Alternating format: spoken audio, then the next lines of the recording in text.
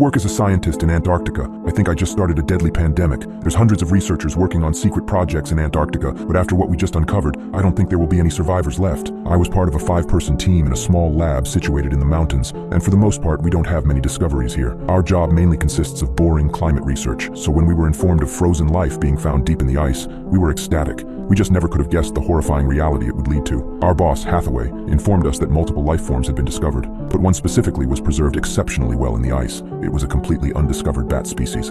Our prediction was that it had migrated from Chile at some point in history and remained trapped in the ice ever since. But when they brought it into another lab, something went horribly wrong. I was told all of the researchers became extremely sick and are being quarantined, so the bird is being transferred to us instead. I was scared, but excited to study a new species. They were going to take more precautions to make sure we don't get infected this time, so I wasn't too worried. "So, how's this disease being spread?" my colleague Jake asked Hathaway as he wheeled in the bird in a completely tight glass container. I have no idea, actually. We all collectively raised our eyebrows at this. "You see, it's definitely not airborne. You can also touch the bird as much as you like. Nothing will happen to you. It's transmitted some other way." That's when I noticed that the bird was actually blindfolded. I don't know why I hadn't earlier. Why nobody had even pointed it out. I guess my subconscious wasn't expecting such a bizarre sight. "Don't tell me it has something to do with that," I asked, pointing to where its eyes should have been. Everybody else seemed to catch on to the strange detail. Hathaway stayed quiet for a second, staring at the ground before finally nodding. "Are you kidding me?" Jake inquired. "That's impossible. Here's what I think. Somehow, this virus is transferred upon direct eye contact with an infected specimen." "What the hell?" Jake interjected. No, frick that. It makes absolutely no sense." "You think I don't know that?" Hathaway interrupted back. "There aren't any immediate indications when something's been infected. It's hard to pinpoint exactly when they start changing. I'd say maybe 3 hours tops. But once they do, you notice. The best thing you can do is to blindfold them. That way, you can't get infected, and the subject loses all of its symptoms." We went to work. But stuff only kept getting stranger. After we'd blinded and killed the bird, Hathaway instructed us to start dissecting the brain. At first, we were tentative, but Hathaway insisted that the only way this virus could be transmitted was by eye contact. His reasoning for dissecting the brain first was that he'd made the assumption that this virus must be affecting the host on a psychological basis. As it turns out, he was right. Once the brain was exposed, we noticed something truly inexplicable. Something was moving around in there. We all turned to Hathaway, hoping for further explanation. "It's a parasite?" Beth asked, looking mortified. Hathaway shook his head, looking incredibly confused. "No, it shouldn't be. The bird's been alive for days. I see no signs of physical deterioration, no nutrient deficiencies, none of that." We were all absolutely baffled at this point. What kind of effing virus is large enough to be visible?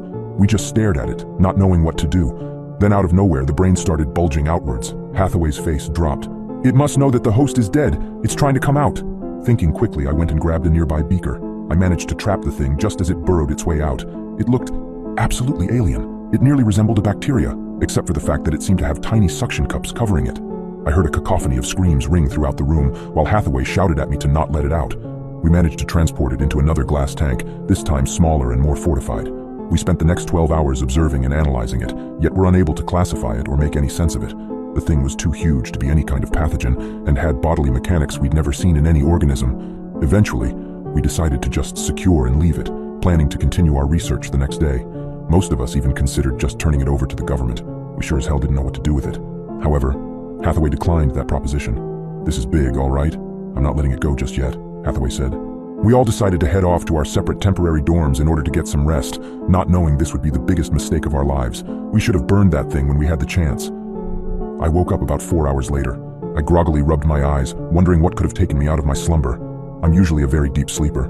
As I awoke back into reality, I heard it. Somebody was mumbling down the hall. It sounded like Jake. I got up and opened my door, planning to confront him. I stepped out and saw his silhouette, shrouded in darkness about 20 meters away. His back was turned to me, so I prepared to call out. That's when I felt somebody cover my mouth and pull me into an adjacent hallway. Reeling at the initial shock, I looked behind me and realized that it was Hathaway. I was about to shout at him once he let me go, but he motioned for me to be quiet. I also saw the desperation in his eyes. That's when I realized what had happened. The reinforced glass tank where we had been holding the virus was empty. Whatever this thing was, it was out. "Don't look into his eyes," Hathaway told me in reference to Jake. "We weren't careful enough. It must have infected him." How the hell? I began to ask him, but he cut me off. "Look, I don't know. Maybe there's a lot more about this thing that we can't understand." He sighed, throwing his hands behind his head. My mind started racing. If this virus, or whatever it was, could have escaped at any time, then why didn't it make a move earlier? This thing must have been smarter than we'd anticipated. That's when we heard a knocking from the door. "Hello?" a voice called out. It was Colin, my other colleague. I got up to open the door, but Hathaway pulled me back down. What the hell? I barked at him. Let him in before he sees Jake. What if he already has? Hathaway responded. The hell are you guys doing in there? I can hear you. Let me in. Jake's being really weird. It's actually kind of scary. We can't, Hathaway said. Why? Is there some sort of reason you can't let me in? That was followed by silence. A few seconds later, we heard him mumbling something. Wait, tell me that Jake wasn't infected. I guess our silence was enough of an answer. No way. So what happens next? Hathaway, what the hell am I supposed to do then? Hathaway just sighed and shook his head. I don't know. I'm sorry. We heard him shout some more expletives before walking away, fuming. We sat there for a while after that, having no idea what to do. We need to blindfold and restrain them before they show any signs of aggression, Hathaway said to me. He sighed, looking down at the ground before continuing. And then we hand them over to somebody else, somebody who can deal with this. We sure as hell can't. Slowly and quietly, we opened the door and walked out into the hallway with tranquilizer guns. The lights above were dimmed, so we could see, but not that well. I was terrified at this point. I kept thinking about that damn bird. I did not want to witness what it would do to humans. We walked down various corridors for about 5 minutes before we heard a soft voice to the hallway left of us. It was Jake. We heard him mumbling to himself, saying things like, "In time? Where in time? It doesn't make sense. I know that it doesn't. So what do I do? I can't stay like this." Obviously this made no sense. He sounded genuinely confused and afraid. Barely making any sound, Hathaway peeked past the corner, his vision aimed at the floor, presumably trying to avoid eye contact. However, as soon as he did this, he screamed and jumped backwards. I asked him what he'd seen, but he wouldn't turn to face me. A second later, I found out why. I saw him. I saw his face. When I peered over, he was lying on the floor, staring right at me. I stumbled backwards, horrified at this sudden revelation. "Don't worry," he told me. "I'll take care of Jake, and then I'll take care of myself. Just go find Colin, and be more careful than I was." I turned and ran the other way.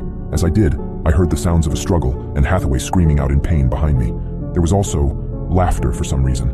Hysterical, deranged laughter. It sounded nothing like Jake. I ran across corridors, making sure to only look at the walls. I nearly jumped out of my skin when I heard somebody call out from behind me. It was Beth this time. I'd nearly forgotten about her in all the panic. However, I wasn't taking risks. I raised the tranquilizer pistol towards her general direction. "What's going on?" she asked, sounding terrified. I responded curtly and directly. "Have you looked into anybody's eyes since we left the lab?" She let out a near whimper. No, why? Oh God, don't tell me." "Yeah, it's out," I told her, still aiming the weapon at her. "Well, I haven't made eye contact with Colin, all right?" There was something horribly wrong with what she just said. Why did she mention Colin specifically? Why didn't she just say that he hadn't made eye contact with anybody? Something about her tone was off. It was like a bad actor trying to deliver a line. I didn't know how to react, so I just froze there. Eventually, Beth started speaking again. "Is that a tranquilizer gun? Because that won't do anything." Before I could even react, she lunged at me. I closed my eyes as I felt her nails dig into my skin, and then into my face. She was trying to forcefully pry open my eyelids. Luckily, I had about 90 pounds on her, so I managed to throw her off of me. The whole time she was assaulting me, she was letting out some kind of extremely deep, throaty chuckle, as opposed to Jake's boisterous, hysterical one. Beth got back up in an instant and lunged at me again. This time I managed to put her into a chokehold. However, she wouldn't go unconscious. I must have held her there for about 3 minutes, but her relentless scratching eventually made it a task too difficult. I pushed her away and started running. As I bolted out of there, I could hear her coming after me, still letting out that disturbing chuckle. The weirdest part was that I could also hear her palms hitting the floor. Was she effing crawling? I didn't try and find out. I ducked into an adjacent lab and locked the door behind me. I just wanted to get out of there. I started looking around for an exit or a window or anything. At that point, I was quite disoriented. I couldn't place where I was in the building, but I remembered to stay cautious and not look at anyone's eyes. My heart nearly leapt out of my chest when I saw an illuminated exit sign. I followed it and was finally led to the door I entered through. However, Hathaway was blocking the entrance. He was hunched over, covering his eyes with his hands, and they were dripping blood. "You know, I just feel weird right now. Not like myself, you know?" I heard him mutter out. I tried thinking about it. Had it been 3 hours since our encounter with Jake? Surely it hadn't been. I guess he eventually heard me, because he shifted himself towards my direction. He spoke, in a soft but somewhat threatening tone. "I don't know what happened. I tried killing Jake, but he just wouldn't die. I think it's coming now. I feel weird. What's happening to me?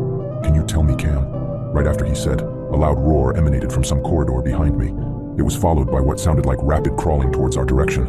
I bolted out the front door, grabbed a bundle of nearby metal and jammed the entrance. I'm pretty sure it won't last long, but it was the best I could do. I got into the snow vehicle and sped down the mountain trail, not knowing where to go. I knew I just had to get away, far out of sight.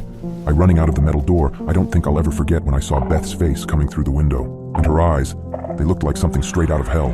Her pupils were replaced by what looked like this dark purple vortex. It was all so fucked up. Wait, I saw her eyes.